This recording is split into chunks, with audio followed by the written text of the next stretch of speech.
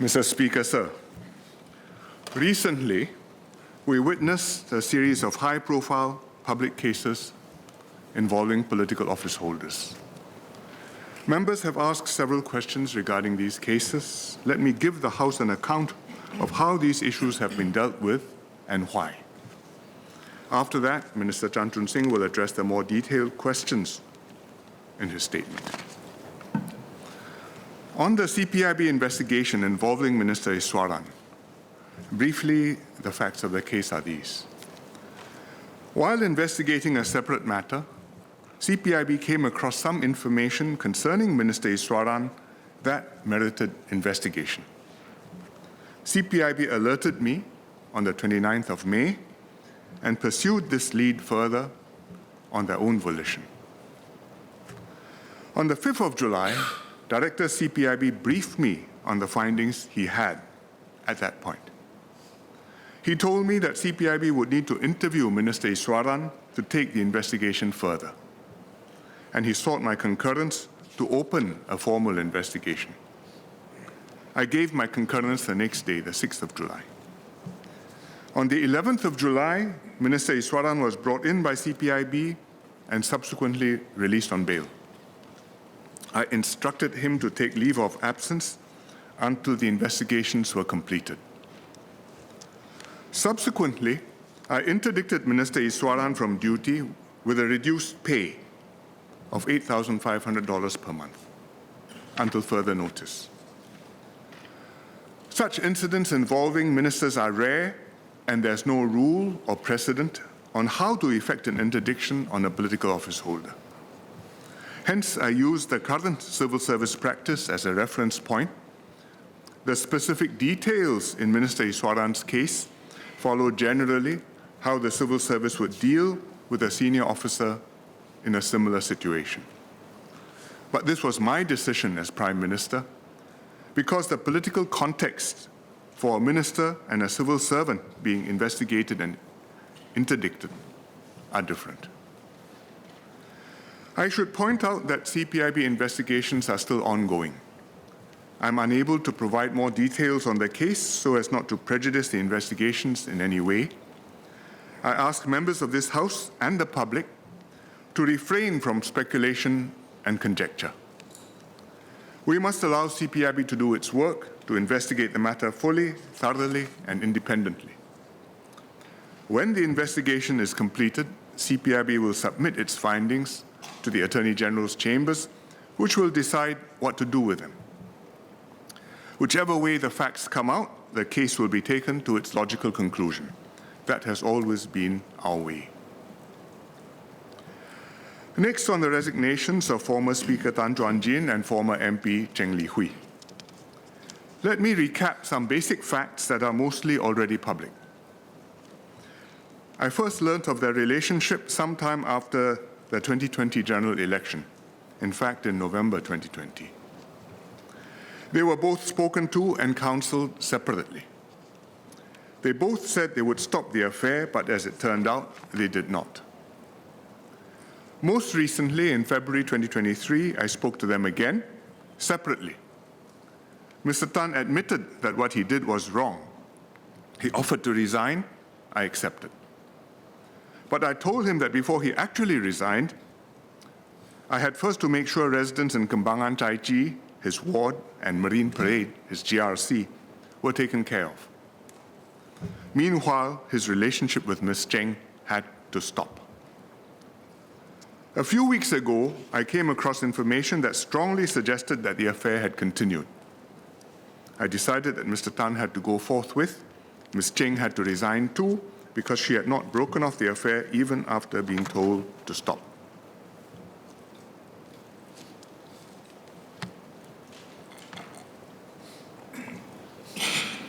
I've been asked, why did I take so long, more than 2 years, to act? It's a fair question. In retrospect, and certainly now knowing how things eventually turned out, I agree. I should have forced the issue sooner. But let me explain my general approach as well as my thinking at that point in time. These sorts of relationships happen from time to time. They have happened in the past and no doubt will happen again in the future.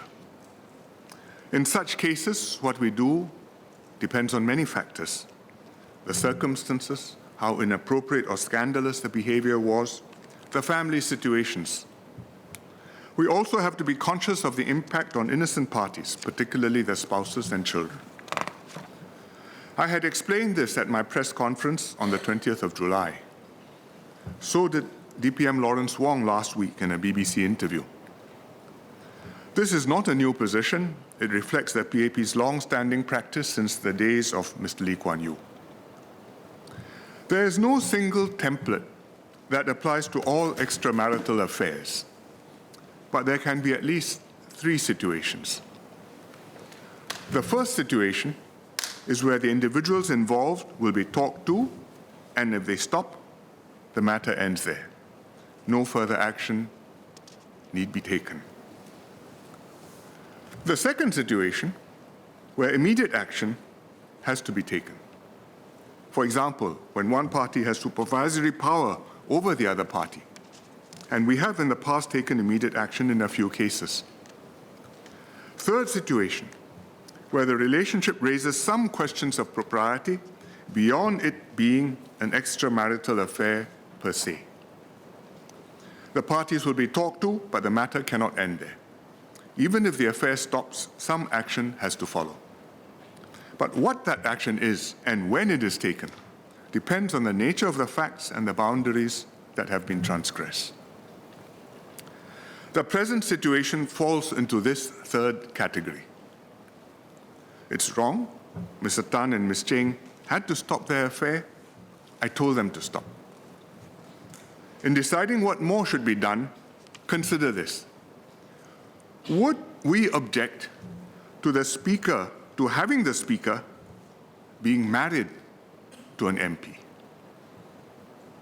Would we object to having a Speaker being married to an MP? I think the answer is no. That would be perfectly all right. There's no direct reporting line between the Speaker and an MP. Thus, an open, legitimate relationship between the Speaker and an MP is not in itself objectionable. Hence, this situation of the Speaker having an affair with an MP does not fall into the category where immediate action has to be taken. However, the Speaker has some official capacity vis-à-vis MPs. An extramarital affair between him and an MP is therefore problematic. It puts other MPs and staff in an awkward position, and it is just not proper. After I spoke to Mr. Tan in November 2020, he told me that the relationship would end. I took it to be so. I therefore felt there was some leeway to take some time to decide what further steps to take. In this context, the possible actions that could have followed were, on the basis that the extramarital affair had stopped, I would have asked Mr. Tan to step down as Speaker sometime before the end of the term, but in a way which would reduce the public embarrassment to him and his family. As to whether one or both should also resign as MPs, I hadn't decided at the time, but quite likely both would have had to leave at some point. But by giving the matter some time, I had hoped to give them a softer exit and save them and their families the pain and embarrassment that they are suffering now. I place much weight on protecting their families, perhaps too much. Regrettably, in the end, Mr. Tan and Ms. Cheng did not stop the affair and both had to go. On reflection, as I said, I should have forced the issue earlier, certainly before midterm. Let me add a personal plea at this point. While there's no doubt the two persons behaved improperly, there are also innocent family members involved. Likewise, for the case involving a former member across the aisle in the Workers' Party, all their families are suffering. I hope that MPs and the public can empathize and have compassion for the families and give them the privacy and space they need to heal.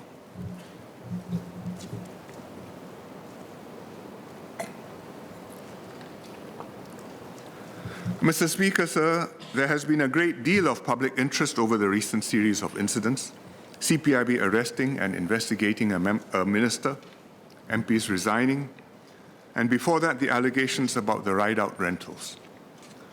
The way we have handled these incidents shows how seriously the PAP takes our responsibility of governing Singapore and being accountable to Parliament and to Singaporeans. Let me assure members, when such issues come up, we will deal with them properly and transparently, as we have done. With the ride-out rentals, when allegations of preferential treatment surfaced, the two ministers involved were thoroughly investigated, including by CPIB, and eventually fully exonerated. The investigation reports were tabled in Parliament, and we had a long session answering MPs' questions in this House.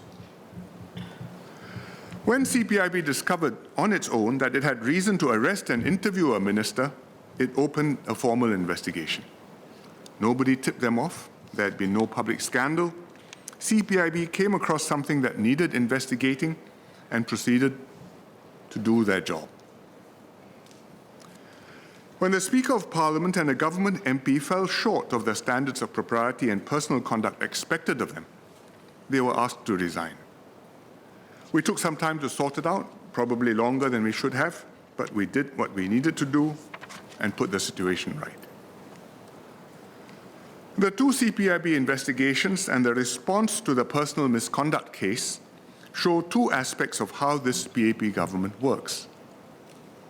One, when there is suspicion or allegation of wrongdoing in the discharge of official duties, especially possible corruption, there's zero tolerance. Two, when people slip in their personal lives, the PAP will look at the facts of each case carefully and deal with the matter as humanely and sensitively as possible according to the principles that the party has established. Systems are composed of human beings. In any system, however comprehensive the safeguards, sometimes something will still go wrong. The PAP government does our utmost to minimize that possibility. We work hard to identify the right people to bring into politics and appoint into responsible positions. We vet them carefully, test and stretch them before entrusting them with heavier responsibilities. Often they measure up, but sometimes they fall short. Occasionally, they transgress norms of conduct or commit wrongdoing. Singapore has seen corruption cases involving political office holders in the past. Mr. Tan Kia Gan, in 1966, he was then Minister of National Development. Mr. Wee Tun Boon, in 1975, he was then a Minister of State, I think in the Ministry of Defense. Mr. Teh Cheang Wan, in 1986, he was Minister for National Development. And earlier, in 1979, Mr. Phey Yew Kok, then President of NTUC and also an MP. All these cases were handled by Mr. Lee Kuan Yew, who was then Prime Minister, thoroughly, transparently, and applying the full force of the law. That's still how the PAP government deals with such cases. It's not changed under my charge, and it won't change under my successor either. Now, Mr. Speaker, sir, with your permission, may I say a few words in Mandarin?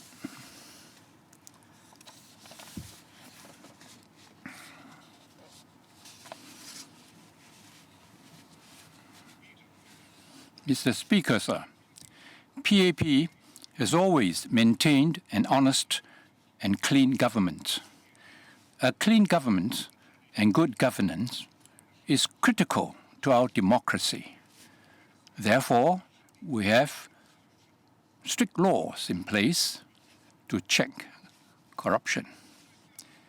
On values and personal integrity, we expect ministers and MPs to meet social norms. In Singapore, there have only been a few cases involving political leaders, but it has happened. because the best system cannot prevent this. The recent events have shown this, and it also reflects our determination to maintain an honest and anti-corruption stand. We firmly believe to maintain an honest political system and for the people to continue to trust us, we must deal with issues transparently. Therefore, when anyone, including ministers or MPs, are involved in corruption or illegal behavior, there is zero tolerance, and we will investigate fully. If the investigation finds that there was no wrongdoing or conflict of interest, the matter will be closed, and those involved will be exonerated. Investigations show that there is misconduct, they will be dealt with in the full force of the law. In terms of personal conduct, PAP expects the ministers and MPs to hold themselves to the highest honors, to be self-disciplined.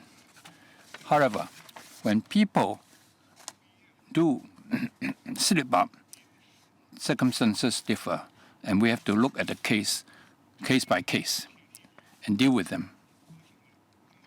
For the extramarital affair between the former Speaker and the MP, it should not have happened. I had hoped they would end the affair because once exposed, it will hurt the families greatly. Throughout, my important consideration was how this would affect their families. If they had ended the affair, they would not have left under these circumstances and hurt the families.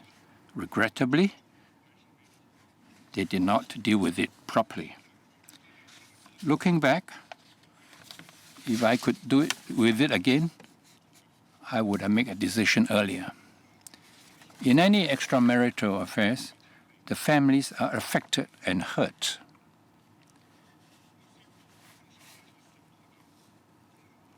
Whether it's the case involving PAP or the Workers' Party, I hope everyone will give the families time and privacy to heal. We cannot guarantee that this sort of incident will never happen again. If it does, we'll continue to deal with it in accordance with PAP's principles. My team and I are very clear of the importance of keeping our politics clean. This is critical. We will continue to be self-disciplined and maintain honest government. This is a promise we made.